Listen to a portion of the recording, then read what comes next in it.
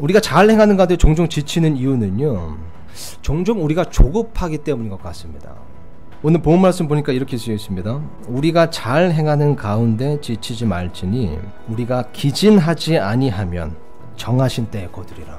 보니까요, 심는 것에 또 다른 법칙이 있습니다. 그건 뭐냐면요, 심는 때하고요 거두는 때가 다르다는 겁니다. 이 영국의 청도교회 목사였던 존 브라운이라는 이 목사가요, 이런 말을 한 적이 있습니다. 많은 그리스도인들은 마치 어린이 같다. 심는 것과 거두는 것을 같은 날에 하려고 한다. 저도 이런 모습이 종종 있습니다. 사실 우리 모두가 이런 모습이 종종 있잖아요. 심는 것과 거두는 것을 같은 날에 하려고 하는 겁니다. 근데 심는 것의 법칙은 심는 때와 거두는 때가 다르다는 겁니다.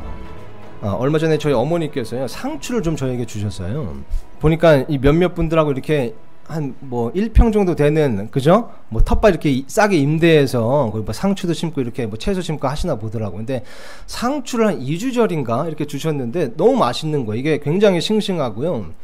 정말 맛있는데 보니까 이 크기가 너무 작은 거예요.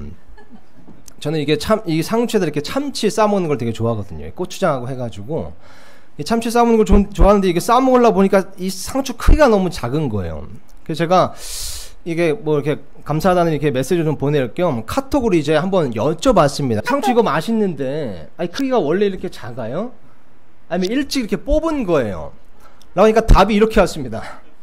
더 놔두면 크게 자라는데 그럴 시간 없이 뜯어 먹는 거야. 크크. 이게 우리의 문제입니다. 종종 조급할 때가 있다는 겁니다. 이 한번 보세요. 더 놔두면 크게 자라는데 그럴 시간 없이, 기다릴 시간 없이, 인내할 시간 없이, 이 정하신 때를 기다릴 그럴 시간 없이 그냥 뜯어버리는 겁니다. 이 다 거두는 때가 있는 법인데요, 그죠? 여기 밑에 보면 또 줄게 이러고 이제 쓰여 있잖아요. 여기 이렇게 해주셨는데 진짜 또 주셨어요. 한 일주일 만에 또 주셨는데 상추가 일주일 만에 엄청 커졌더라고요. 그러니까 좀만 더 인내하고 기다렸으면 더 좋고 풍성한 열매를 거둘 수 있었는데 시간 없이 기다림 없이 그냥 뜯어버린 겁니다. 사실 뭐 저도 그렇게 느긋한 편은 아니에요. 사실 저는 솔직히 그래요. 저는 빨간불이 너무 싫어요. 그렇지 않습니까? 근데 이 성경 말씀을 보면요, 또 성경 말씀에 나오는 그 인물들을, 또 이야기들을 보니까요, 하나님께서 기록해 주신 또 우리의 삶을 봐도 사실 그렇습니다. 보니까 하나님께서요, 우리의 삶 가운데 빨간불을 허락하실 때가 있더라고요.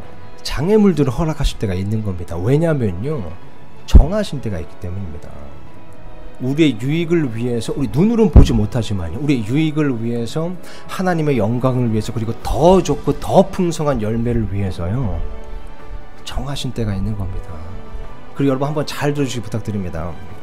하나님께서 정하신 때가 있다는 것은요, 하나님께서 일하시는 기간이 있다는 겁니다. 여러분, 하나님께 시간을 좀 드리세요. 하나님께 일하실 시간을 좀 드리세요. 우리가 인내하는 그 시간 동안 하나님께서 일하고 계시는 겁니다. 여러분, 우리가 포기하지 않고 그만두지 않는다면요, 하나님께서도 그분께서 일하시는 것을 그만두시지 않을 겁니다. 사도 바울은 이렇게 고백한 적이 있습니다. 고린도전서 3장 6절에서 7절 보니까요, 나는 심었고 아볼로는 물을 주었으되 오직 하나님께서 자라나게 하셨나니 그런즉 이와 같이 심는 자나 물 주는 자는 아무것도 아니며 자라나게 하시는 이는 오직 하나님이시니라. 그저 자라나게 하는 일은 우리에게 속한 게 아닙니다. 보니까 오직 하나님께 속한 겁니다. 여러분, 우리가 계속해서 심고 물 주는 것을 포기하지 않는다면요, 하나님께서도 그분의 일, 그 자라나게 하시는 일을 그만두지 않으실 겁니다.